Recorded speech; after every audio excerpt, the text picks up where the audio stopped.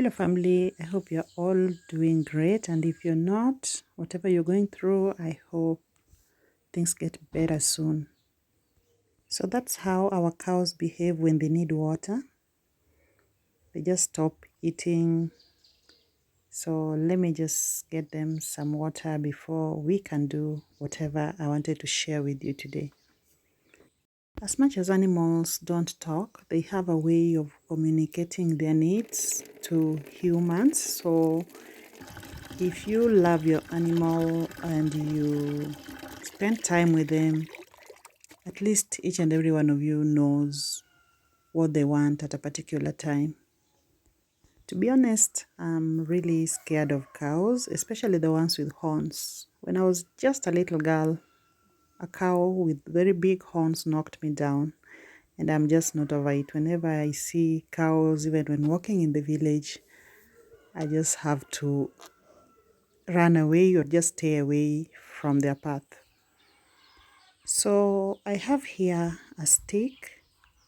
I've got sand, fine sand, and I've got cement, and I also have here water. And one more thing is a container. So I learned a craft that I really want to share with you. Most of us spend a lot of money buying flower pots or vases, and then I just realized it's something we could actually make at home using cement. So today I'm going to make a flower pot using cement, or let me say using concrete. So in the ratio of 1 to 1, I don't know if it's the right ratio. Wherever I was learning from, they didn't mention the ratio. So I've just put 1 to 1, and I've just added a bit of water, and I'm just gonna mix it all up until I have my concrete in the right consistency. So I want a container in the shape of this bucket, but I don't want it as deep as the bucket. So I've just filled the bottom with some sand. And then I just press it down, and that stick at the center will be the hole that drains water from the flower pot. So we want to make sure the concrete doesn't cover the hole. So you just leave a small tip there. Then I'm just adding the concrete and spreading it at the bottom so that it leaves that stick. Just a bit of it at the tip, because that is going to form the base of the flower pot. So once you've spread the base, then we are going to put another bucket inside our container, and we are just going to make sure it's right at the center so that we have equal spaces on the sides. The container at the center should always be heavy, so you can add some sand or stones or anything that can make it stay in its position and not float as you add the concrete.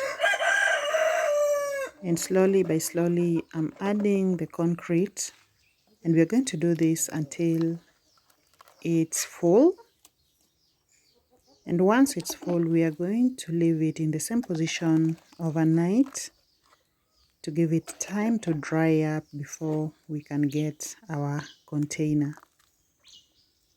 Cement is usually harsh on the hands, so it's always important to have gloves. I didn't get gloves, so the next time I go to the city, I'll get myself gloves.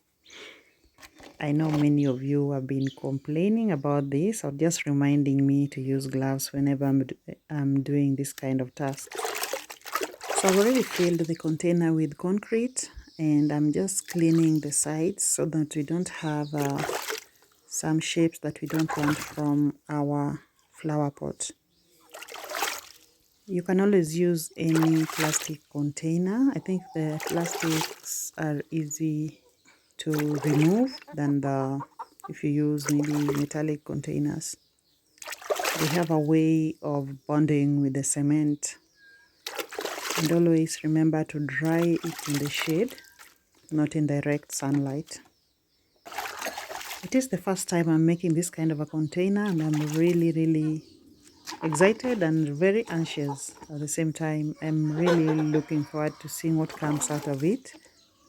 I watched it and it looked so easy to make, and I was just wondering why I've been buying containers all this time when I could make them right here at home. So let's give it time to dry, and I'll be back with the results shortly.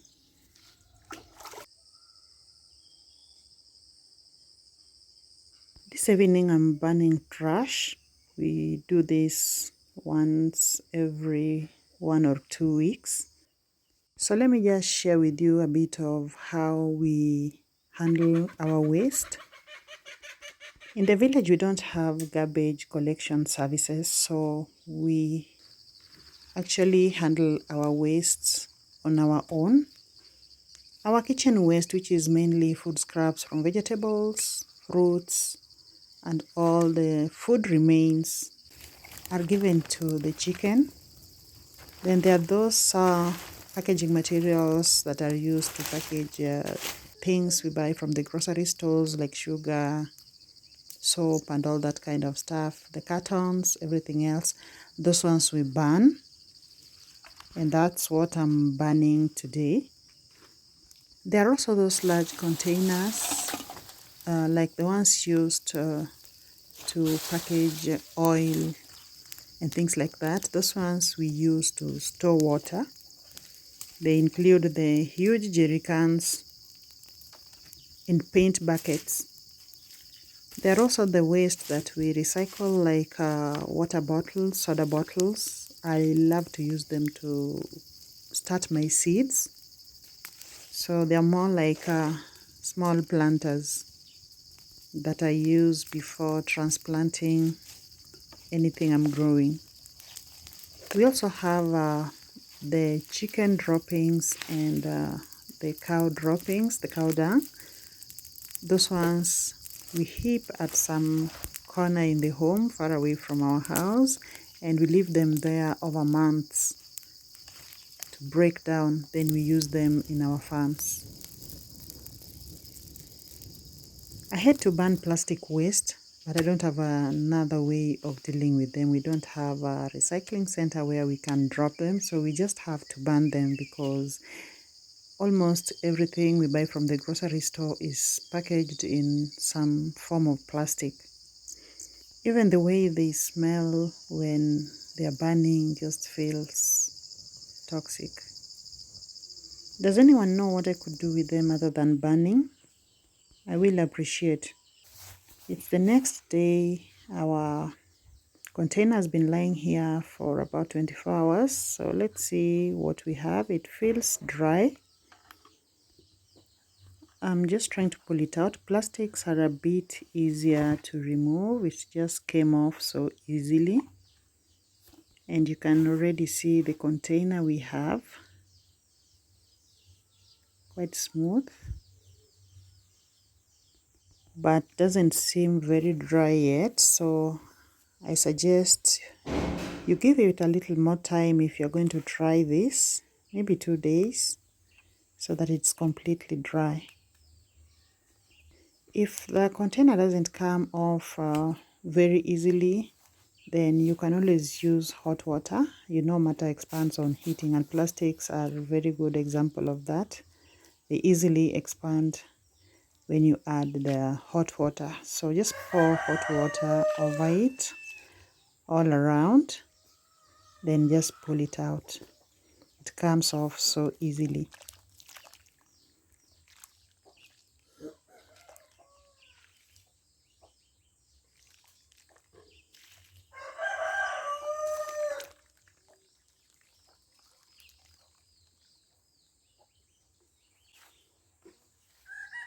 So let's see what we have. And here is our container. Thank you guys for watching. It's been amazing hanging out with you. I'll see you in the next one when we plant flowers in our containers. I will be making more over the weekend, and I hope you loved this and learned something. Bye bye.